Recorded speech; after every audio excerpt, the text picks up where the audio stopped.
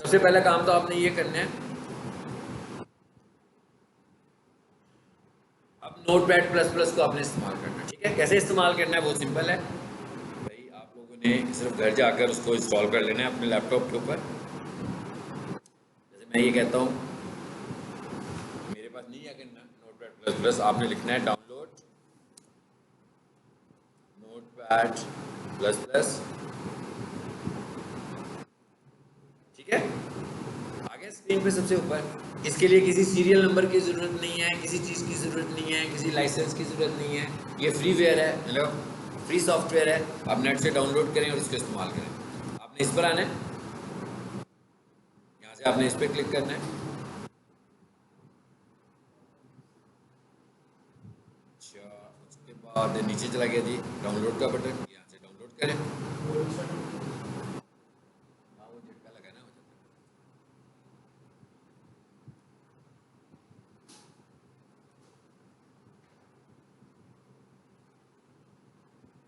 Net कौन सा चल रहा है, मेरा ही चल रहा है। अच्छा, वो शुरू हो गई जी डाउनलोडिंग। ठीक है, ये हो रही है ना। उसके बाद ये जहाँ पर डाउनलोड पड़ा होगा, मैं डाउनलोड्स पे जाऊँगा, ये आ रहा है नोटपैड प्लस प्लस। ये इंस्टॉलेशन में अभी डाउनलोड पर है, ये डाउनलोड हुआ है, मेरे पास पहले से पड़ा हुआ है। आपने जस्ट इस पर क्लिक करना है, नेक्स्ट का बटन आएंगे 2-3 दफ़ा, प्रोग्राम आपके पास इंस्टॉल। ठीक है, तो अब आपने अगले जो कोर्स लिखने हैं वो इसमें लिखने हैं। ठीक है, अब मैं इसको बंद कर देता हूँ और यहाँ से मैं देखता हूँ नोटपैड प्लस प्लस कहाँ है। यहीं पे सर्च में लिखे नोटपैड, लिखा मैंने, ये आ गया नोटपैड प्लस प्लस, क्योंकि मेरे पास तो ऑलरेडी पड़ा हुआ है ना। तो मैंने इस पर क्लिक किया, खुल गया। ठीक है, ये मेरी पुरानी फाइलें हैं जिन पे मैं काम कर रहा था, तो उनको दिखाने लगा हुआ है। ठीक है, मैं काम करता हूँ भाई, बंद कर देता हूँ इन्हें।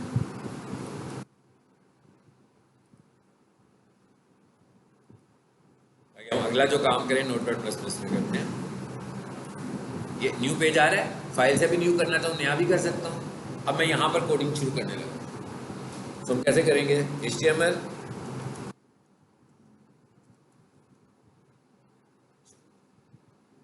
फिलहाल मैं हेड की कोई चीज़ नहीं करना चाह रहा, इसलिए मैं हेड यूज़ नहीं कर रहा। हाँ, आज मैंने जो कुछ पढ़ाना है आपको बॉडी का पढ़ाना है, इसलिए मैं हेड यूज़ नहीं कर रहा। अब हम बात करने लगे, साथ वेबसाइट को भी देखते हैं ताकि हमें पता लगे कि हम करना क्या चाह रहे हैं। ये मैंने एक वेबसाइट खोल ली है ताकि आपको पता लगे कि हम क्या करने जा रहे हैं। सपोज ये वेबसाइट है, अब हम ये कह रहे हैं कि इसमें से कुछ चीज़ें हमने देख ली हैं। अब हम कह रहे हैं कि जो वेबसाइट में स्क्रॉल कर रहा हूँ, हमने हेडिंग स्टाइल भी देखा था ना, इसका मतलब क्या हुआ कि ये हमने देख लिया। अब आगे क्या आ रहा है, वहीं से हम बात शुरू करते हैं। इससे पहले हम इस पैराग्राफ की बात करते हैं। अब इसकी बात करने से पहले हम ये ज़रा समझ लेते हैं कि कंटेंट की इंपॉर्टेंस क्या है एसईओ के अंदर। कंटेंट की एसईओ के अंदर इतनी इंपॉर्टेंस है कि अगर आप किसी का कॉपी कंटेंट इस्तेमाल करते हो, यानी मुझे कोई वेबसाइट अच्छी लगती है, मैं कहता हूँ भाई उसी का कंटेंट लेता हूँ और अपनी वेबसाइट बना देता हूँ, same as it is, change नहीं कर रहा, चैट जीपीटी से रिप्लेस भी नहीं करवाया, बल्कि वही यूज़ कर लिया। तो गूगल जो है ना, वो हमारी वेबसाइट को उठाकर फेंक देगा कहीं। अगर आप कॉपी कंटेंट यूज़ कर रहे हो, वो आपको कभी भी रैंक नहीं करेगा। यानी पहला क्राइटेरिया क्या है कि आपका कंटेंट यूनिक होना चाहिए, नंबर 1। आपका कंटेंट कॉपी कंटेंट नहीं होना चाहिए। अगर आप कॉपी कंटेंट यूज़ कर रहे हो तो गूगल आपको क्राउल ही नहीं करेगा। क्राउल का हमने कॉन्सेप्ट लिया था ना कि गूगल हमें क्राउल ही नहीं करेगा। तो हम क्राउल होंगे तो इंडेक्स होंगे, तो जब हम क्राउल ही नहीं हो रहे तो हम रैंक में कैसे आएंगे। तो इसका मतलब क्या हुआ कि सबसे बड़ा फैक्टर आपको इंडेक्स करवाने का क्या है कि आपकी वेबसाइट का कंटेंट नया कंटेंट होना चाहिए, कॉपी कंटेंट नहीं होना चाहिए। चले कोई 10% कॉपी हो, 20% कॉपी हो, चल जाएगी, लेकिन अगर आपका कंटेंट 50% से ज़्यादा कॉपी हुआ है, वैसे तो आपको कोशिश करनी चाहिए कि कॉपी हो ही ना, किसी वेबसाइट से कुछ भी ना लें। अगर नेचुरली कोई ऐसा लिखा जाए कि वो किसी कंटेंट से मिल जाता है जाकर, तो आप उसको भी चेंज कर दें, रीराइट करवा लें, उसके वर्ड्स को चेंज कर दें थोड़ा सा। एक फैक्टर। दूसरा फैक्टर, आपकी वेबसाइट का जो कंटेंट है वो मिनिमम 500 वर्ड्स का होना चाहिए, मिनिमम। मैक्सिमम 1500 वर्ड्स का होना चाहिए, इसके बीच में भी आ सकता है। अच्छा, उसके बाद आपकी, अब आप इस वेबसाइट को देखें तो आपको मेरी बातें समझ में आएंगी। आपकी वेबसाइट छोटे छोटे पैराग्राफ्स की सूरत में होनी चाहिए। जैसे मैं आपको नोट्स दूँ और 20 सफ़ों के नोट्स हों, ठीक है, और उसके अंदर जो पैराग्राफ्स बने हों वो 19 हों या 15 हों, आप तो परेशान होंगे ना पढ़ते हुए, समझ भी नहीं आएगी आपको। लेकिन अगर मेरे वही वाले 20 सफ़ों के नोट्स हों और उसके अंदर कोई 200 पैराग्राफ्स हों, तो आप छोटे छोटे पीसीज में मेरी इन्फॉर्मेशन को इजीली अंडरस्टैंड कर लोगे। किताबों में भी ऐसे ही होता है, तस्वीरों की शक्ल में, छोटे छोटे पैराग्राफ्स की शक्ल में, और छोटे छोटे सेंटेंसेस की शक्ल में, और इसके साथ आसान इंग्लिश की शक्ल में। इंग्लिश भी हमें ऐसी इस्तेमाल करनी है जो आसान इंग्लिश हो। आसान का मतलब है कि जो ज़्यादा लोग पढ़ लेते हैं वो वाली इंग्लिश। ऐसा ना हो कि कोई ऐसे डिक्शनरी से वर्ड ढूंढे हम कि भाई मुश्किल मुश्किल वर्ड्स हम इस्तेमाल करने लगे हुए, ठीक है। तो सर कोई ऐसी पुरानी है जो कैसे ऐसी कोई पुरानी है तो कैसे पता चलेगा इसमें कोई कंप्लीट नहीं है। हाँ जी, अगर कोई एसईओ करवाने आएगा तो पता कैसे लगेगा? ऑनलाइन प्लेजरिज्म के इतने सारे टूल्स हैं हमारे पास, ठीक है। गूगल के ऊपर कीवर्ड लिखो कि ऑनलाइन वेबसाइट डुप्लीकेट चेकर, बस इतने सारे टूल्स आएंगे। किसी भी टूल को यूज़ करते हुए अपनी वेबसाइट का यूआरएल दो, वो बता देगा कि आपकी वेबसाइट पे डुप्लीकेट कंटेंट है कि नहीं है, ठीक है। मैं लिखता हूँ ऑनलाइन वेबसाइट डुप्लीकेट चेकर, ठीक है। लिखा मैंने, लिखा हो गया प्लेजरिज्म चेकर, फ्री है ये। बस इसे खोलो, यहाँ पर अपनी वेबसाइट का यूआरएल दो, जो कि आपने अभी नहीं देना, बाद में देना, ठीक है। यहाँ पर आपने अपनी वेबसाइट का यूआरएल देना है, किसी भी वेबसाइट का यूआरएल दो। प्रैक्टिस करनी हो तो किसी भी वेबसाइट का यहाँ पे यूआरएल पेस्ट करें, वो नीचे रिजल्ट्स आ जाएंगे कि भाई इसमें कितनी कॉपी हुई हुई है, ठीक है।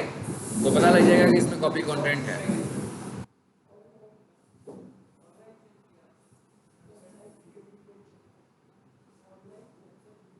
आप क्या कह रहे हैं? तो अब हमें ये पता लग गया कि कितना बड़ा कंटेंट होना चाहिए। अच्छा, उसके बाद हम कह रहे हैं कंटेंट कम से कम 500 वर्ड्स का, ज़्यादा से ज़्यादा 1500 वर्ड्स का। हम कह रहे हैं हमारे कंटेंट में पैराग्राफ्स की सूरत में टेक्स्ट होना चाहिए और पैराग्राफ्स छोटे होने चाहिए।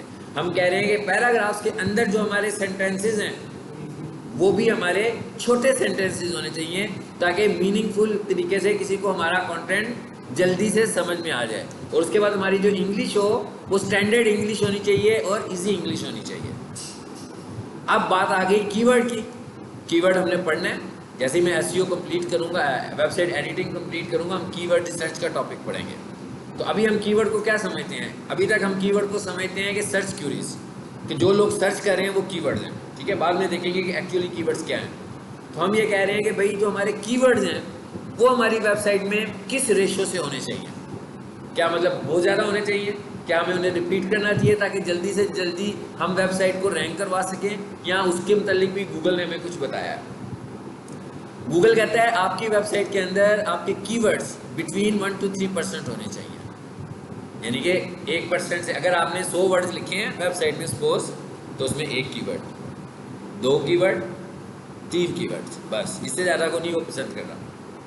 अब परसेंटेज की बात कर रहा है ना, नंबर ऑफ कीवर्ड्स की बात नहीं कर रहा। तो इसका मतलब क्या हुआ कि चॉइस हमारे पास है कि भाई मेरा 500 वर्ड्स का अगर कंटेंट है तो कीवर्ड्स बढ़ गए, अगर मेरा 600 वर्ड्स का कंटेंट हो गया तो फिर कीवर्ड्स और बढ़ गए, और अगर मेरा 1500 वर्ड्स तक का। लेकिन इसका मतलब ये भी नहीं है कि वो जैसे ऐसे लिखते हैं ना चेयर के ऊपर, कि मजमून लिखना शुरू हो गया आप और बार बार एक ही बात करी जा रहे हैं घुमा फिरा के, फिर गूगल को फिर समझ में आ जाएगी कि आप सिर्फ कीवर्ड के लिए कर रहे हो, कीवर्ड स्टफिंग कर रहे हो। आपके पास इतना नेचुरल जानदार कंटेंट होना चाहिए कि 1500 वर्ड तक लोग पढ़ने पर मजबूर हों। ठीक है, आपने बड़ा कंटेंट लिखना है, अदरवाइज आपने छोटा कंटेंट लिखना है। बड़ा कंटेंट हम सिर्फ उसी वजह लिखेंगे जब कंटेंट मीनिंगफुल होगा। ऐसे नहीं है कि क्योंकि हमें कीवर्ड पता लग गया था 1500 वर्ड्स लिखेंगे तो परसेंटेज तो बहुत ज़्यादा बढ़ गई कीवर्ड्स की, तो नंबर ऑफ कीवर्ड्स हम ज़्यादा यूज़ कर सकते हैं, ऐसे नहीं करना हमने। चले, अब हमारी बात आ गई इसकी। अब मैं बार बार बात किसकी कर रहा हूँ? पैराग्राफ्स की। अच्छा, अगर हम यहाँ देखें तो मैंने कहा था ये हेडिंग स्टाइल यूज़ किया हुआ है, और हेडिंग स्टाइल जब मैंने आपको दिखाया था तो वो ऐसे था जैसे मार्कर यूज़ करते हैं, ऐसे ही है ना। तो क्या ये जो पैराग्राफ एक बना हुआ है छोटा सा, अभी देखते हैं पैराग्राफ कैसे बना हुआ है। इसके अंदर भी तो ये हमें वैसे ही नज़र आ रहा है, नज़र आ रहा है कि नहीं, हेडिंग स्टाइल की तरह का ही नज़र आ रहा है ना, उसमें भी ऐसे ही हाईलाइट हुआ था ज़्यादा। आपको लग रहा है कि ये हेडिंग स्टाइल होगा कि नहीं होगा? ये हेडिंग स्टाइल होगा? नहीं, ये हेडिंग स्टाइल नहीं है और इसे हेडिंग स्टाइल होना भी नहीं चाहिए। ठीक है, क्यों नहीं होना चाहिए? क्योंकि हम पहले ही ये बात कर रहे हैं, बार बार हम कह रहे हैं कि गूगल हेडिंग्स को स्ट्रक्चरल डाटा समझता है। वो कहता है भाई ये हेडिंग जो है ना, आपके नज़दीक ये बोल्ड कर रही होगी, आपके नज़दीक ये साइज़ भी बड़ा कर रही होगी, लेकिन मेरे नज़दीक ना तो ये साइज़ बड़ा है, ठीक है, ना ये बड़ा साइज़ है, ना ये बोल्ड है। मैं इस चीज़ को अंडरस्टैंड नहीं कर रहा, बल्कि मैं इसको यूँ समझ रहा हूँ कि हेडिंग 1 जो है वो आपका मेन स्ट्रक्चर है, हेडिंग 2 जो है वो उसका सब स्ट्रक्चर है, हेडिंग 3 जो है वो उसका आगे से सब स्ट्रक्चर है। जैसे किताबों में हम पढ़ते थे ना, पॉइंट्स लिखे होते थे हेडिंग, और उसके ऊपर लिखा होता था 1, फिर नीचे चले जाते थे, जब उसको उन्होंने सब हेडिंग आती थी तो आता था 1.1, फिर 1.2, फिर 1.2.1, पता लग गया कि भाई ये 2 की सब हेडिंग है। फिर जब आया 1.2.1.1, इसका क्या मतलब हुआ? अब ये 1.2.1 की एक और सब हेडिंग आ गई है। समझिए मैंने जो स्टोरी सुनाई आपको क्या है, मतलब मेरी एक हेडिंग है ये, तो इसको मैंने क्या कर दिया 1, उसके बाद मैंने इसमें काफ़ी कुछ डिफाइन किया, और उसके बाद आगे मैंने क्या लिख दिया 1.1, फिर इसमें भी मैंने कुछ टाइप कर दिया सपोज। अब आप सबको पता लग गया कि वो जो ऊपर हेडिंग है ना, ये उसकी सब हेडिंग है, ठीक है। उसके बाद मैंने फिर नीचे आया और फिर आकर मैंने लिखा 1.2। अब इसका मतलब क्या हुआ? अब ये सब हेडिंग किसकी है? हेडिंग की। उसके बाद मैंने यहाँ पर आकर लिख दिया, सपोज कर लेते हैं कोर्सेज, और फिर मैंने लगाया 1.2.1। अब ये किसकी सब हेडिंग है? अब ये कोर्सेज की सब हेडिंग है। तो आप लोगों को इतना मुश्किल, मैं बता रहा हूँ बड़ा मुश्किल लग रहा है, लेकिन किताब जब आप पढ़ रहे होते हो तो आप इसी तरह समझ रहे होते हो, पॉइंट्स ही समझ रहे होते हैं ना बुक रीडिंग में। ये जब उन्होंने नंबर लगाए होते हैं ना, तो उसी से मुझे पता लग जाता है कि किसकी सब हेडिंग चलने लगी हुई है। सेम यही चीज़ गूगल भी आपसे मांग रहा है।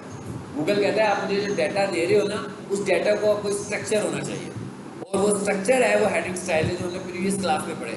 कितने थे भला हेडिंग स्टाइल?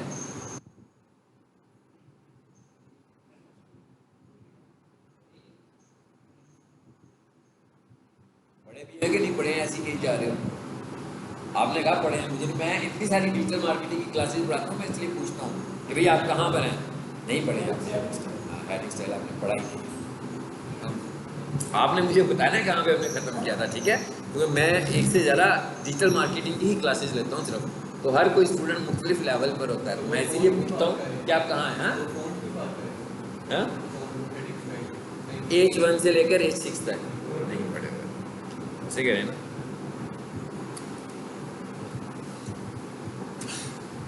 ये टैग है, टैग क्या है?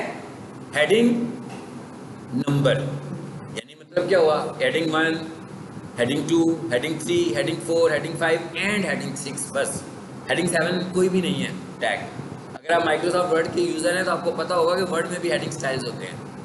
माइक्रोसॉफ्ट वर्ड में भी यही 6 हेडिंग स्टाइल हैं, वही वाले हेडिंग स्टाइल यहाँ पर भी हैं, लेकिन यहाँ पर मीनिंग चेंज हो गया।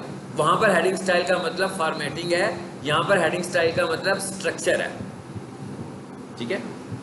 अब मैं यहाँ पर लगाने जा रहा हूँ हेडिंग स्टाइल्स को। आपने मुझे अगली क्लास में ज़रूर यह बताना है कि हमने कहाँ तक पढ़ा है, ठीक है।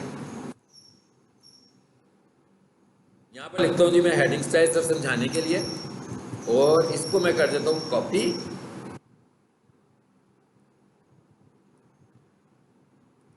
कितने हैं टोटल? 6 है ना, तो लाजमी बात है मुझे 6 टाइम कॉपी करना पड़ेगा।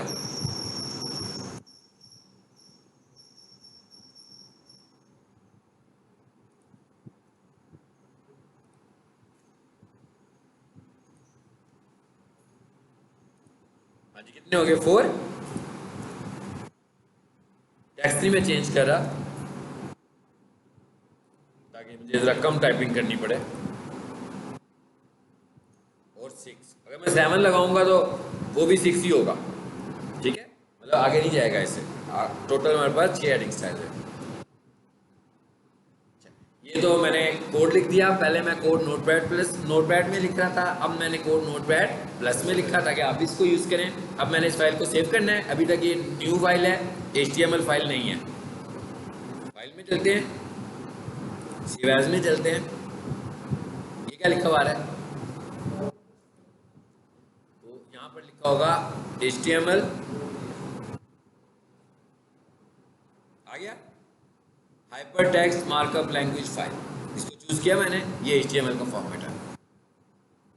और यहाँ आकर हेडिंग डैश स्टाइल, क्योंकि ये स्टाइल मेरे लिए है बेसिकली, ये क्या स्ट्रक्चर है तो मैंने इसके नाम के साथ स्ट्रक्चर भी ऐड कर दिया। अब मुझे एक्सटेंशन देने की जरूरत नहीं है, ठीक है? क्यों नहीं है? क्योंकि मैंने नीचे से क्या चूज कर दिया, HTML। इसका मतलब क्या हुआ, इस फाइल का नाम क्या बन गया, heading style structure dot HTML, खुद ही बन गया। इसकी वजह से, इस टाइप की वजह से। ये कहाँ पर सेव हो रही है, इसको मैं अपनी मर्जी से सेव करता हूँ, जहाँ मैं सेव करना चाहता हूँ। मैं कहता हूँ भाई इसको HTML के फोल्डर में सेव कर दो। फाइल बन गई। जैसे ही HTML फाइल को बनाया तो फॉर्मेट ही चेंज हो गया, सारा हो गया ना। अब वो आपको रीड कराने के लिए चीज़ें बता रहा है कि भाई ये जो है ना, ये सारे टैग्स हैं और ये जो है ये एक्सप्रेशन है। अब जरा इस फाइल को चलाएं।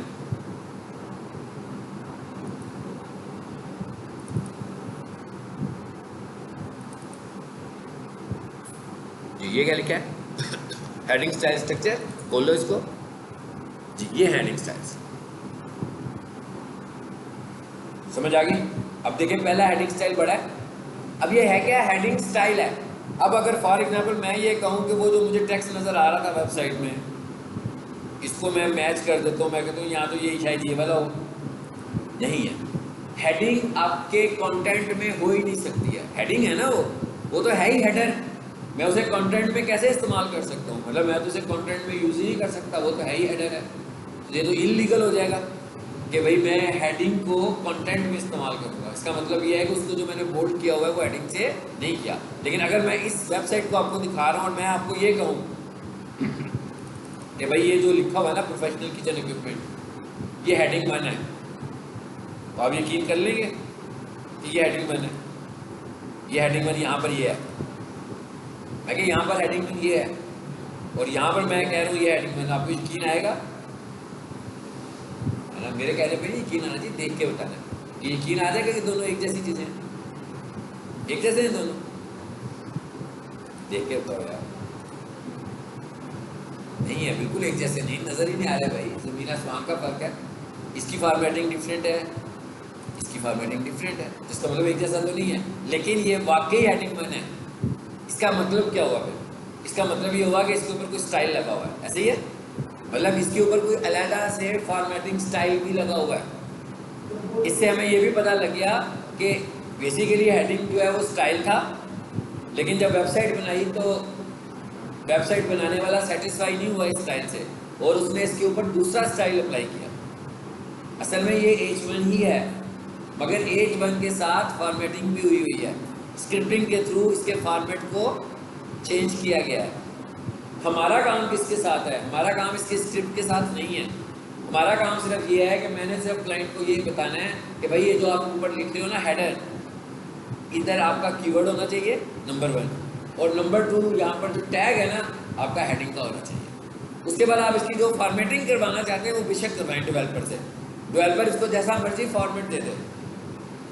आपकी जो वेबसाइट बनती है ना उसके अंदर 2-3 तरह की कोडिंग होती है।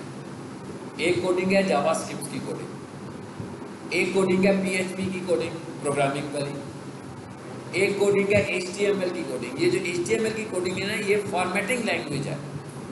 PHP जो है वो प्रोग्रामिंग लैंग्वेज है, HTML जो है वो फॉर्मेटिंग लैंग्वेज है। लेकिन HTML किसी जगह पर आकर बस भी हो जाती है कि भाई इससे ज़्यादा मैं नहीं कर सकता, किससे ज़्यादा नहीं कर सकता, कि भाई ज़्यादा से ज़्यादा बस ये फॉर्मेट लग गया, अब इससे ज़्यादा खूबसूरत नहीं कर सकता इस हेडिंग को।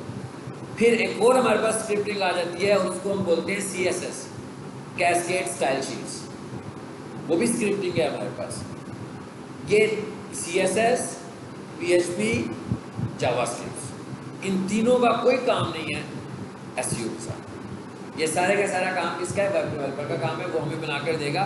मैं डेवलपर को सिर्फ यही कहूँगा कि भाई तुमने ये डिज़ाइन रखना है, बिल्कुल आप इस डिज़ाइन को रखें, मगर इस टेक्स्ट को आपने इनकोड करना है किसके अंदर, हेडिंग 1 के अंदर, यानी आपने इसको लिखना हेडिंग 1 में ही है बस।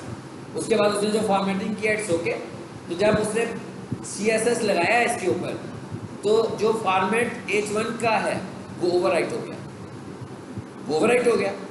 लेकिन गूगल को फॉर्मेट चाहिए ही नहीं। गूगल को क्या चाहिए था, देखिए एक चीज़ याद रखें, गूगल आपकी वेबसाइट पता है कैसे रैंक कर रहा है, इसको देख के नहीं रैंक कर रहा। मैंने कहा इसको देख के आपकी वेबसाइट रैंक ही नहीं हो रही, ना क्राउल हो रही है ना इंडेक्स हो रही है, आपकी वेबसाइट इसको देख के हो रही है।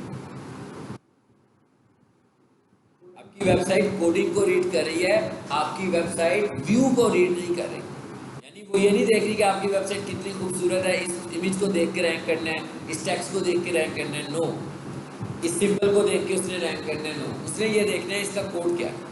इसका मतलब क्या हुआ कि वो ये कहेगा कि जहाँ से आपकी वेबसाइट शुरू हो रही है वहाँ पर क्या होनी चाहिए, हेडिंग होनी चाहिए, और उस हेडिंग का स्टार्ट कैसे होना चाहिए, H1 से होना चाहिए। उसके बाद आप फॉर्मेटिंग करने के लिए जो मर्जी इसमें इस्तेमाल कर लो। समझ यही बात की क्या बताना चाह रहा हूँ। तो ये अब हमें समझ में आ गई कि ये हेडर है। फॉर एग्जांपल मैं ये कहूँ कि मेरा जो क्लाइंट है जिसकी ये वेबसाइट है, वहाँ यहाँ पर ये नहीं लिखा हुआ भाई, जब मेरे पास वेबसाइट आएगी, ये तो SEO होने के बाद लिखा गया ना, SEO होने से पहले हो सकता है यहाँ पर लिखा होता welcome to the skill engineering. इसका क्या मतलब है भाई, वेलकम कर रहा है वो, और कहाँ कर रहा है वेलकम, अपनी कंपनी में कर रहा है, हर एक विजिटर को वेलकम कर रहा है, ठीक है। तो जब मैं उसकी वेबसाइट देखूंगा तो मैं उसे कहूँगा कि भाई दस्तगीर इंजीनियरिंग भी आपका कीवर्ड नहीं है और वेलकम भी आपका कीवर्ड नहीं है, ठीक है। तो आप क्या कर रहे हैं कि असल में यहाँ पर आपने लगाया हुआ है हेडिंग, और आप अपने इस हेडिंग को ज़ाया कर रहे हैं, क्योंकि बेसिकली गूगल अगर ये कह रहा है ना कि हेडिंग में लिखो, तो गूगल समझ क्या रहा है कि यहाँ पर आपने कीवर्ड लिखा हुआ है। अगर वो आपको कह रहा है कि हेडिंग में लिखो, तो इसका मतलब क्या है, वो क्या समझेगा कि आपने क्या लिखा है यहाँ पर, अपना कीवर्ड। और अगर मैंने लिख दिया welcome to the skill engineering, तो गूगल समझेगा कि ये मेरा कीवर्ड है, ठीक है। तो वो मैंने एक ही दफ़ा लिखना है, ऐसा तो मुमकिन नहीं ना मैं आगे जाकर फिर लिख दूँ welcome to the skill engineering. अब दस्तगीर इंजीनियरिंग मेरा कीवर्ड नहीं है, वो तो ब्रांड है। तो जिसने दस्तगीर इंजीनियरिंग लिखना होगा उसको SEO की ज़रूरत नहीं है, उसको तो SEO की ज़रूरत नहीं है भाई, वो तो नाम है, वो तो वैसे ही दस्तगीर इंजीनियरिंग.com URL में नाम आ रहा है, वेबसाइट वैसे ही आ जाएगी उसकी। कीवर्ड्स हमारी सर्च क्यूरीज हैं, कीवर्ड्स हमारी सर्विसेज हैं, कीवर्ड्स हमारी प्रोडक्ट्स हैं। जो हमारी प्रोडक्ट्स हैं वो हमारे कीवर्ड्स हैं। इसका मतलब मैंने उसको सजेस्ट किया है कि भाई ये जो आपका हेडर है ना, यहाँ पर आपने कीवर्ड को लिखना है। अगर आपने यहाँ पर वेलकम टू द स्किल लाजमी लिखना है, तो मैं उसे क्या कहूँगा, मैं कहूँगा ये भाई इक्विपमेंट लिखा हुआ है ना, जो इसकी नीचे वाली लाइन में थोड़ा सा छोटा करके welcome to the skill engineering लिख दो। लेकिन असल में मुझे टारगेटिंग क्या करनी है, आप देख रहे हैं मैंने इसका टाइटल कैसा लिखा हुआ है, प्रोफेशनल किचन इक्विपमेंट। इसका हेडिंग क्या लिखी हुई है, प्रोफेशनल किचन इक्विपमेंट। पैराग्राफ लिखा हुआ है एक। अब पैराग्राफ में मैं कहीं स्टफिंग नहीं कर रहा हूँ कीवर्ड की, लेकिन मैंने पर्पजली यहाँ पर क्या लिखा हुआ है, प्रोफेशनल किचन इक्विपमेंट। तो कितनी जगहों पर मैं अपने कीवर्ड को लेकर आ रहा हूँ। बेसिकली ये सारी वो जगह हैं जहाँ से गूगल फाइंड कर रहा है कीवर्ड्स को, कि भाई कीवर्ड मुझे मिलेंगे तो मैं रैंक करूँगा। तो इसका मतलब क्या हुआ, गूगल क्या कह रहा था, कह रहा था भाई टाइटल में कीवर्ड लाओ। गूगल मुझे कह रहा था हेडिंग में कीवर्ड लाओ, और गूगल अब मुझे क्या कह रहा है कि अपने कंटेंट में भी कीवर्ड को लेकर आओ। तो मैं कंटेंट में भी कीवर्ड ले आया। पहले पैराग्राफ में मैंने लिखा जी we are leading professional kitchen equipment manufacturer and supplier in Pakistan. बिल्कुल पर्पसफुल सा एक कंटेंट लिखा। आप देख रहे हैं यहाँ पर फुल स्टॉप आ गया। तो मतलब क्या हुआ, मैंने यहाँ पर आके ख़त्म कर दिया, एक अपना पैराग्राफ ख़त्म कर दिया, सॉरी सेंटेंस ख़त्म कर दिया, छोटा सेंटेंस भी हो गया, कीवर्ड भी आ गया। अब हम ये देखते हैं कि जो हमने पैराग्राफ लिखा है, हेडिंग की तो समझ आ गई ना, हेडिंग की ये भी समझ आ गई कि हेडिंग स्ट्रक्चर है, हेडिंग फॉर्मेटिंग नहीं है। यानी अगर हम SEO पढ़ रहे हैं तो हमने हेडिंग, अगर आप डेवलपर हैं तो शायद आप हेडिंग को फॉर्मेट कह सकते हैं, लेकिन आप अगर SEO कर रहे हो तो आपने हेडिंग को क्या बोलना है कि ये एक स्ट्रक्चर है। और गूगल कहता है, अगर गूगल कहेगा ना कि आपके पेज का स्ट्रक्चर बहुत अच्छा है, तो बेसिकली वो आपके पेज में क्या चेक कर रहा है, हेडिंग्स चेक कर रहा है कि आपने हेडिंग्स का प्रॉपर इस्तेमाल किया हुआ है, कि भाई ऊपर मेन हेडिंग फिर सब हेडिंग। अब अगर मैंने इसका कोई सब हेडिंग बनानी होगी तो मैं H2 को बनाऊंगा। मैं ऐसे नहीं करूँगा कि ऊपर H2 लिख दूँ नीचे H1 लिख दूँ, या मैं ऊपर लिख दूँ H4 और नीचे लिख दूँ H3। ये स्ट्रक्चर नहीं है। स्ट्रक्चर क्या है, 1 2 3 4 5 6 इस फॉर्मेट में हमने बनाना है। अब अगली चीज़ क्या आ गई हमारे पास, पैराग्राफ, इसको हम क्या बोलते हैं? पैराग्राफ। सिंपल वर्ड में लिखूँ तो भी पैराग्राफ ही कहूँगा ना, तो मैं इसको पकड़ता हूँ और मैं ये पैराग्राफ में लिखने लगूँ। जैसे मैंने किया कंट्रोल सी टाइम सेव करने के लिए कि मुझे टाइपिंग ना करनी पड़े, और मैं इसमें लिख दिया। मैं इसके अंदर अब पैराग्राफ बनाने जा रहा हूँ। तो इसका मतलब क्या हुआ? मैं कौन सा टैग यूज़ करूँगा? पी का टैग बेसिकली हमने यूज़ नहीं करना। पी का टैग क्योंकि पैराग्राफ के लिए तो हमें पता होना चाहिए कि पैराग्राफ किसमें लिखा हुआ है, लेकिन पी के टैग की कोई एसईओ नहीं है। ओके, हमने HTML फाइलें भी नहीं बनानी है, मैंने आपको पहले भी बताया था, फिर बता रहा हूँ। मेरे पास वेबसाइट बनी हुई आएगी, मैं इन चीज़ों को खोल के आइडेंटिफाई करके चेंज करूँगा, लेकिन क्योंकि हम HTML को अंडरस्टैंड कर रहे हैं इसलिए हम HTML फाइलें बना रहे हैं। लेकिन आगे जाकर मैंने जब आपको वेबसाइट दूंगा तो आपने कोई भी नई फाइल क्रिएट नहीं करनी, बल्कि आपने जो फाइलें बनी हुई हैं उन्हीं में जाकर काम करना है। यानी जो बंदे की वेबसाइट होगी वो आपको अपनी वेबसाइट डिलीवर करेगा, कहेगा जनाब ये मेरी वेबसाइट है, इसको रैंक करें। इसका मतलब क्या हुआ? मुझे तो कोई HTML फाइल नहीं बनानी, मैंने उसकी फाइलों को खोलने और मॉडिफाई करना है।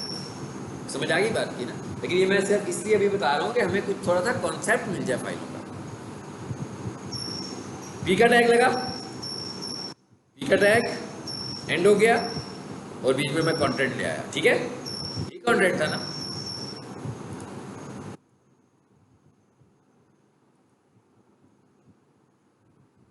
यहाँ क्या लिखा मैंने? We are leading professional kitchen equipment manufacturer. ठीक है, अब देखिएगा मैं क्या लगाने लगा। मैंने एक नया टैग लगाया इसमें, ये एसईओ का टैग है। मैं कहा ये वाला टैग जो है ना, ये एसईओ का टैग है। B stand for bold. अगर आप अपने पैराग्राफ के अंदर किसी चीज़ पर जोर देना चाह रहे हो, एम्फेसिस करना चाह रहे हैं, तो उसके लिए हम क्या यूज़ करेंगे? या तो बोल्ड का टैग यूज़ करेंगे या स्ट्रॉन्ग का टैग यूज़ करेंगे। अब देखिए वेबसाइट मेरे पास जब बनी हुई आएगी, इसमें उस पर पी का टैग तो लगा होगा, हो सकता है उस पर बोल्ड का टैग ना लगाओ या स्ट्रॉन्ग का टैग ना लगाओ, क्योंकि बोल्ड ना हो वो। तो मैं ये काम करूँगा कि पहले तो उसके पैराग्राफ में कीवर्ड लाऊंगा, और उसके बाद उस कीवर्ड को फोकस कराने के लिए, एम्फेसिस करने के लिए, उस पर जोर देने के लिए कि भाई क्राउलर को बताने के लिए कि इस पूरे कंटेंट में ये मेरा कीवर्ड है, तो मैं उसको यहाँ बोल्ड लगाऊंगा, यहाँ स्ट्रॉन्ग लगाऊंगा। दोनों ही बोल्ड करते हैं। बोल्ड का जो टैग है वो पुराना है, स्ट्रॉन्ग का टैग जो है उसकी हिस्ट्री उतनी पुरानी नहीं है जितनी बोल्ड की है। यानी शुरू में कौन सा आया था? बोल्ड, और उसके बाद स्ट्रॉन्ग, दोनों एक जैसे हैं। अब मेरा कीवर्ड कहाँ तक जा रहा है? प्रोफेशनल किचन इक्विपमेंट, यहाँ तक। तो मैंने यहाँ पर आया और यहाँ आकर मैंने क्या कर दिया? अच्छा, मैं समझाने के लिए दूसरे वाला टैग भी लगा देता हूँ कहीं पर। कहाँ पर लगाएं जरा ये देखते हैं जी। ओवन लिखा हुआ है, अच्छा इवन लिखा हुआ है, सॉरी ये ओवन तो नहीं लिखा हुआ। ये क्या लिखा हुआ है जी? Turkey kitchen solutions. चले मैं कहता हूँ जो किचन सॉल्यूशन है ये मेरा कीवर्ड है, सपोज कर लेते हैं। तो अब मैं समझाने के लिए सिर्फ, ताकि आपको स्ट्रॉन्ग का भी पता लग जाए, अब मैंने स्ट्रॉन्ग लगा दिया, तो मैंने दोनों को यूज कर लिया। यानी आप अगर पैराग्राफ के टेक्स्ट को बोल्ड करना चाह रहे हैं, मैं क्यों बोल्ड करना चाह रहा हूँ? मैं क्राउलर को बताना चाह रहा हूँ कि भाई ये मेरे कीवर्ड्स हैं। मैं सिर्फ इसलिए बोल्ड करूँ, मेरी और कोई रीज़न नहीं है। मैं विजिटर्स को नुमायां करके नहीं दिखाना चाहता कि कोई बंदा मेरी वेबसाइट पर आए तो उसको किचन बोर्ड नज़र आए। नो, मैं क्राउलर को दिखाना चाह रहा हूँ ताकि क्राउलर को पता लगे ये वो अल्फाज हैं जिनको मैं रैंक करवाना चाहता हूँ। इसको सेव कर लेते हैं ऐसे ही, इसी को रिफ्रेश कर लें। पता लग गया आपको? बोल्ड है ना दोनों, वो भी बोल्ड है और ये भी बोल्ड है। वो बड़ा इसलिए लग रहा है कि उसमें कैपिटल लेटर भी शामिल है, उसमें कैपिटल लेटर शामिल नहीं है, वो स्मॉल लेटर्स में लिखा हुआ इसलिए हमें कदरे छोटा लग रहा है। अदरवाइज दोनों एक जैसे हैं। ये अब आपको ये कॉन्सेप्ट समझ में आया? हालांकि हेडिंग भी बोल्ड है, हेडिंग स्टाइल भी बोल्ड है, और बोल्ड भी बोल्ड है, और स्ट्रॉन्ग भी बोल्ड है। लेकिन हेडिंग स्टाइल को आपने सिर्फ पैराग्राफ का हेडर बनाना है, पैराग्राफ का कंटेंट नहीं बनाना।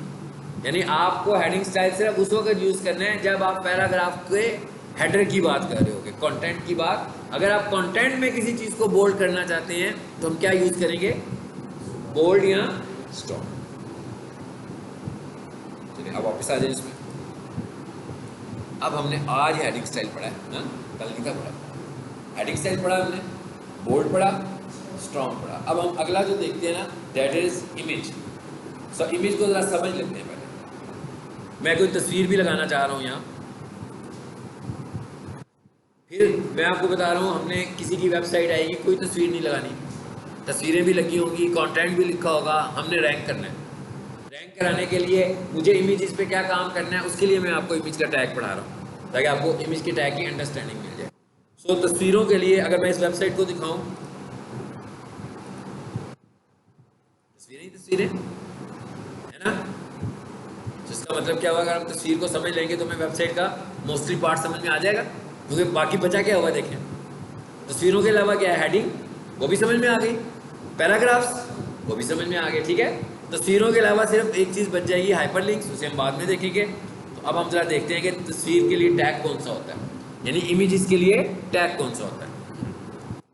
उसके लिए टैग होता है हमारे पास IMG, ठीक है।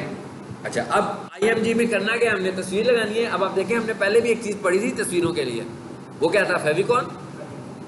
वहाँ पर तस्वीर लिंक के तौर पे लगा रहे थे हम, इमेज पेज पे नहीं लगा रहे थे, ऊपर लगा रहे थे, लिंक की शक्ल में वो इमेज आ रहा था, और वो आ भी शॉर्टकट आइकॉन के तौर पे रहा था। यहाँ पर जो इमेज हमारे पास तस्वीर आ रही है वो कैसे आ रही है, यहाँ पर जो तस्वीर हमारे पास नजर आ रही है वो कंटेंट की शक्ल में आ रही है। सो कंटेंट की शक्ल में जब हमने इमेज को लाना होगा तो IMG को इस्तेमाल करेंगे, ठीक है। अब मैंने लिखा IMG, उसके बाद अगला एट्रीब्यूट है इसका, पता है इसका नाम एट्रीब्यूट होता है, यानी जो भी टैग होगा उसके अंदर मल्टीपल जितनी भी ऑप्शंस हैं वो सब की सब क्या कहलाएंगी, मतलब टैग की जो ऑप्शंस होंगी वो एट्रीब्यूट्स कहलाती हैं, यानी कि ऑप्शंस। अब IMG ऑप्शन नहीं है, IMG क्या है, टैग का नाम है। H1 क्या है, टैग का नाम है। लिंक क्या है, टैग का नाम है। लेकिन उसके अंदर फर्दर जो कुछ मैं बता रहा हूँ वो सब क्या है, टैग की ऑप्शन है, लेकिन उनको हम यहाँ पर क्या कहते हैं, एट्रीब्यूट्स। तो इसका पहला एट्रीब्यूट क्या है जी, SRC। ये फाइल जहाँ से मैं रन कर रहा हूँ, जरा देखते हैं वहाँ पर कोई तस्वीर पड़ी है, पड़ी है, ये वाली तस्वीर है। इसका फॉर्मेट क्या है, JPG। आपको तो पता है ना इमेजेस के फॉर्मेट्स क्या होते हैं, JPG होता है, PNG होता है, GIF होता है, TIFF होता है। नॉर्मली तौर पर JPG और PNG यूज़ करते हैं, ठीक है। ओके, नाम तो फिर वही रह गया भाई, क्या नाम था। चले, मैं एक काम करता हूँ, इसको कॉपी कर लेता हूँ। नाम को मैंने Ctrl+C कर दिया, आगे तो हमें पता है ना JPG है, तो यहाँ आके मैंने पेस्ट किया और JPG लिख दिया, इमेज आ गई। सो एक एट्रीब्यूट इसका था SRC। अब मैंने ये बता दिया कि भाई तस्वीर लगाओ और ये वाली तस्वीर लगाओ। अब अगर मैं इसको यहाँ पे क्लोज कर दूंगा तो इस इमेज का जो भी साइज होगा, मुझे नहीं पता क्या साइज है, बड़ा है छोटा है, एज इट इज यहाँ पर पेज पर डिस्प्ले हो जाएगी। अच्छा, उसके बाद इसका अगला जो एट्रीब्यूट है, जो मोस्ट इंपॉर्टेंट एट्रीब्यूट है, that is alt. Alt stands for alternate. Alt stands for alternate. Alternate का क्या मतलब क्या है कि भाई नाम से तो हमें पता लग रहा है कि इस तस्वीर का अल्टरनेट क्या है, ऐसे ही है। अब इस तस्वीर का अल्टरनेट दो लोगों के लिए मुख्तलिफ है। विजिटर्स के लिए इसका अल्टरनेट क्या है कि भाई तस्वीर नज़र नहीं आ रही तो कोई मैसेज आ जाए तो पता लग जाए तस्वीर क्यों नज़र नहीं आ रही, ऐसे ही है ना, कि भाई इंटरनेट कनेक्शन ठीक नहीं है या कुछ और इशू है। ये तो विजिटर्स के लिए मैसेज है। क्रॉलर के लिए क्या मैसेज है, क्रॉलर के लिए ये मैसेज देना चाह रहे हैं हम कि भाई ये जो तस्वीर लगाई है, मैंने अभी आपको बताया थोड़ी देर पहले कि क्रॉलर तो तस्वीर को समझ भी नहीं रहा, नहीं समझ रहा ना, मैंने कहा था ना वो कोड को समझ रहा है। तो मैंने कोड में आकर बता दिया कि भाई इस तस्वीर को रैंक करना है तो इस कीवर्ड के साथ रैंक करना है। तो मैंने यहाँ पर क्या यूज़ करना है, कीवर्ड। तो फॉर एग्जांपल मेरा कीवर्ड था सोशल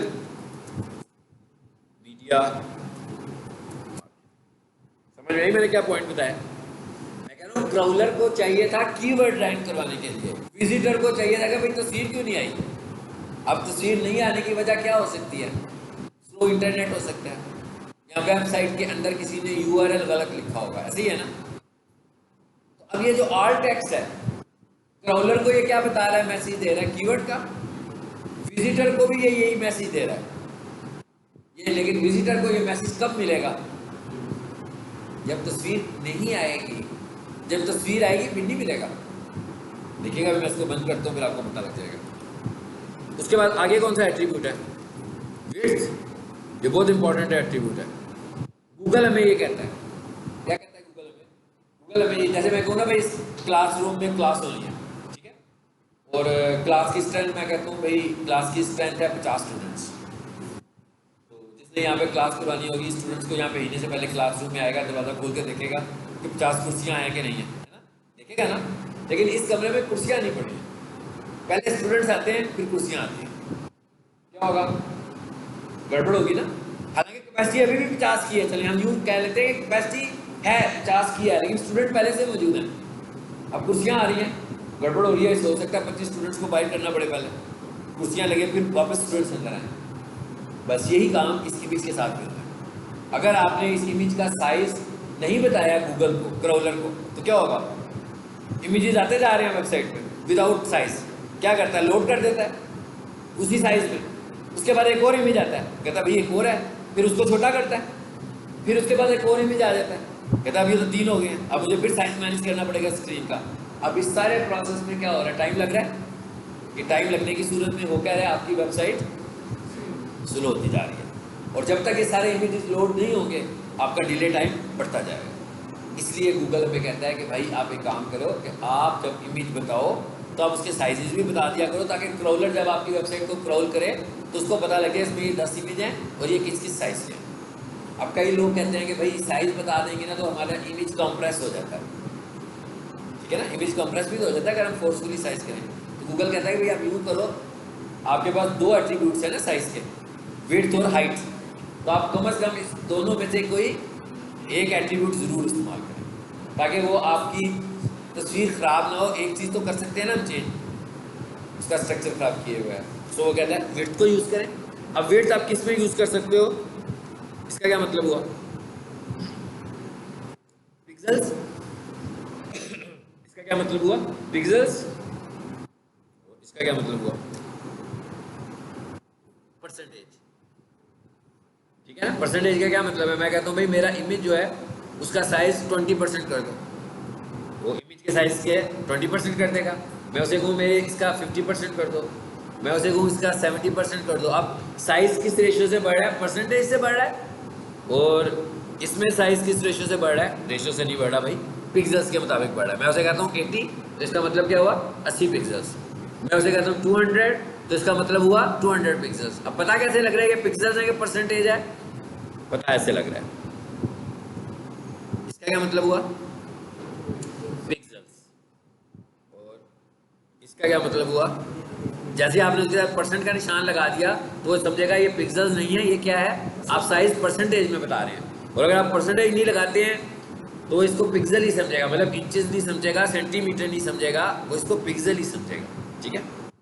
क्योंकि हम वेबसाइट पे काम कर रहे हैं, वेबसाइट पे इमेजेस का काम कर रहे हैं, इमेजेस के पिक्सल्स होते हैं, हमने इंचेस और सेंटीमीटर्स में काम नहीं करना, हमें अपना यूनिट पिक्सल ही बनाना है। तो जी मैंने क्या कह दिया, इसका साइज कितना कर दो 200 विड्थ,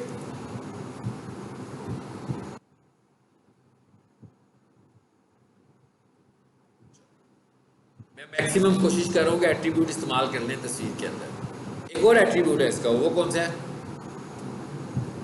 टाइटल। टाइटल क्या होता है देखिएगा, मैं बता दूं टाइटल होता क्या है। ये मैं माउस मैंने रखा है रिस्टोर के बटन पर, उस पर लिखा हुआ आ गया रिस्टोर, आ गया ना, यानी कि माउस ओवर टेक्स्ट नजर आ रहा है हमको। इसको वैसे हम विंडो में टूल टिप बोलते हैं ना, तो वैसे ये क्या है, माउस ओवर टेक्स्ट है ना। हम कहते हैं भाई माउस ओवर टेक्स्ट भी लगा देते हैं, क्या लगाना चाहिए जी, माउस ओवर टेक्स्ट क्या लगाना चाहिए, जल्दी से बताएं ताकि खत्म करें।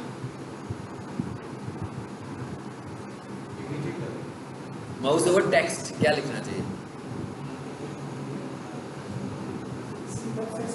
भाई, हमारा कीवर्ड क्या है, यही लगाना चाहिए। देखो हम लालच किस चीज़ का कर रहे हैं, पूरी एसईओ करते हुए हम चाहते क्या हैं, कीवर्ड रैंक। तो हमें जहां अपॉर्चुनिटी मिलेगी ना लीगल तरीके से, वहां पर हमें अपने कीवर्ड को लेकर जाना है। तो अब हमें एक ऑप्शन अपॉर्चुनिटी मिल गई इस टैग के अंदर, कहता है भाई टाइटल लगाओगे ना तो माउस के ऊपर भी लिखा हुआ आ जाएगा। तो मैं कहता हूँ इसको अगर लिखवाना ही है, मैं क्यों दस्तगीर इंजीनियरिंग क्यों लिखवाऊँ, मैं कीवर्ड क्यों ना लिखवाऊँ, ठीक है। सो मैं यहाँ पर भी अपना कीवर्ड यूज कर रहा हूँ।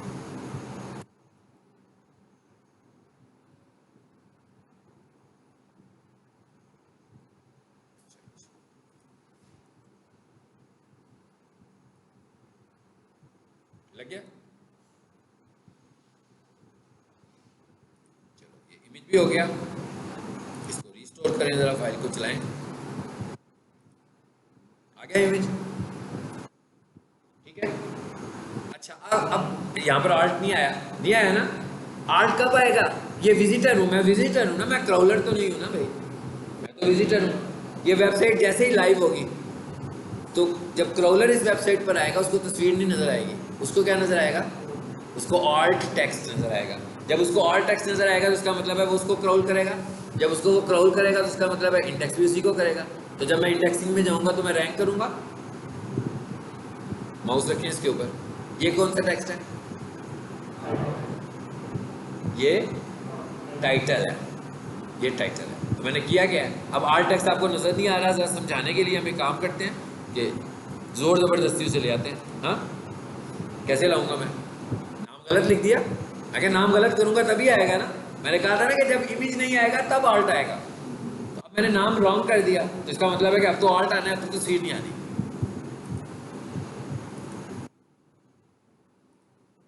आ गया? ये ऑनलाइन भी उसी वक्त आएगा जब इमेज लोड नहीं होगा। हो सकता है कि मैं अभी नेट चलाऊं और इंटरनेट की स्पीड एकदम एमबी से किलोबाइट्स में आ जाए या बाइट्स में आ जाए, ठीक है। तो हो सकता है मेरी वेबसाइट का टेक्स्ट तो लोड हो जाए लेकिन तस्वीरें लोड ना हो। तो जब तस्वीरें लोड नहीं होंगी तो यही मैसेज आएगा। हालांकि सब कुछ ठीक है, कभी आप देखते हो ना कि 50% लोड टाइम होता है आपका, पहले शुरू में वेबसाइट तेज चलती है और फिर एकदम स्लो हो जाती है। तो कुछ तस्वीरें आ जाती हैं और कुछ तस्वीरें नहीं आती हैं, इसी वजह से नहीं आती। लेकिन हमारा कंसर्न ये नहीं है जी। अब बस इमेज के लिए एक आखिरी बात कर लेते हैं। अभी तक हमें ये लग रहा था कि भाई इमेज जो है, इमेज का जो फॉर्मेट है पीएनजी सबसे अच्छा होता है, जेपीजी, और जेपीजी के बाद ऑनलाइन इमेज फॉर्मेट जो आया था वो पीएनजी का था, ठीक है। लेकिन अब हमारे पास एक और फॉर्मेट आ गया, और वो फॉर्मेट क्या है? वो फॉर्मेट है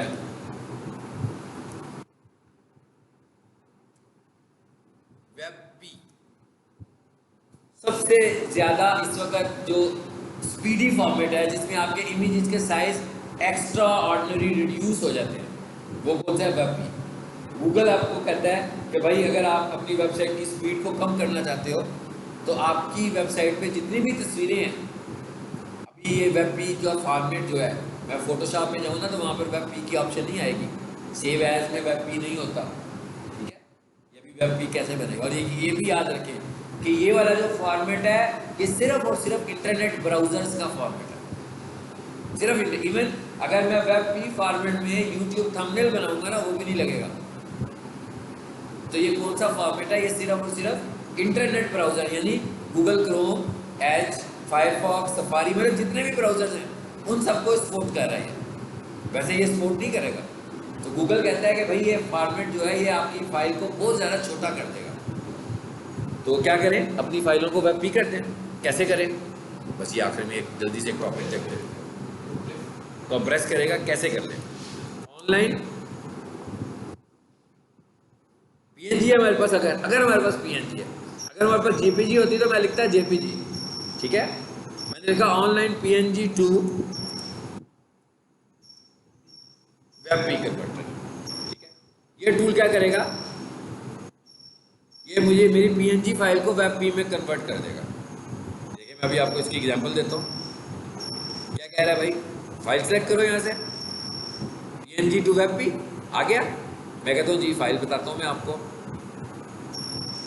इधर आए, इधर चलते हैं, अगस्त। ये इमेज है, इसका साइज देखें क्या आ रहा है? 878 किलोबाइट्स, ठीक है, अबाउट 900 किलोबाइट्स। इसको चूज करते हैं। ये क्या लिखा है जी?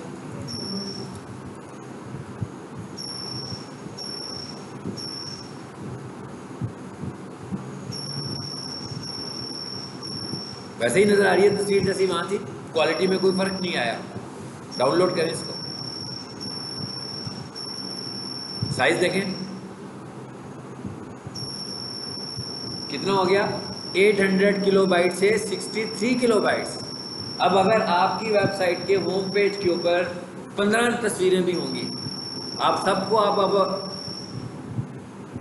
800 किलोबाइट से कम करके लाएंगे तो आपकी स्पीड कितनी ज़्यादा बेहतर हो जाएगी वेबसाइट की। यानी इसका मतलब क्या हुआ कि अब आपको ये समझ में आ रहा है कि हमने इमेज ऑप्टिमाइजेशन में क्या क्या करना है, यानी कि कौन कौन सा काम करना है। सबसे पहले तो आर्ट को देखना है, टाइटल को देखना है। कंप्रेस करने के लिए मैं उसको वेब पी बना दूंगा, सारे इमेजेस को क्या कर दूंगा, डाउनलोड करूंगा और उनको वेब पी बना के फिर दोबारा से अपलोड करूंगा। अब अगली चीज़, एक आखिरी चीज़ क्या रहेगी, है इमेज का नाम। अब मेरी वेबसाइट पे जो इमेजेस पड़े हुए हैं ना, एक का नाम है 01, एक का नाम है 07, एक का नाम है 05। क्या ये नाम कोई मैसेज दे रहे हैं क्रोलर को? कोई मैसेज नहीं दे रहे। तो आपका क्या ख्याल है कि इमेज का नाम कैसा होना चाहिए?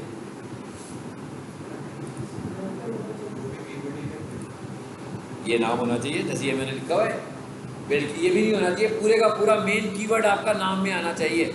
अगर मैं कहूँ ना मेरा कीवर्ड है कि best computer college in Lahore, तो इसका मतलब क्या हुआ कि मेरी फाइल का नाम क्या होना चाहिए, best computer college in Lahore. और ये नाम कैसे लिखूंगा मैं? स्पेसिस के साथ नहीं लिखूंगा, डैशेस के साथ लिखूंगा।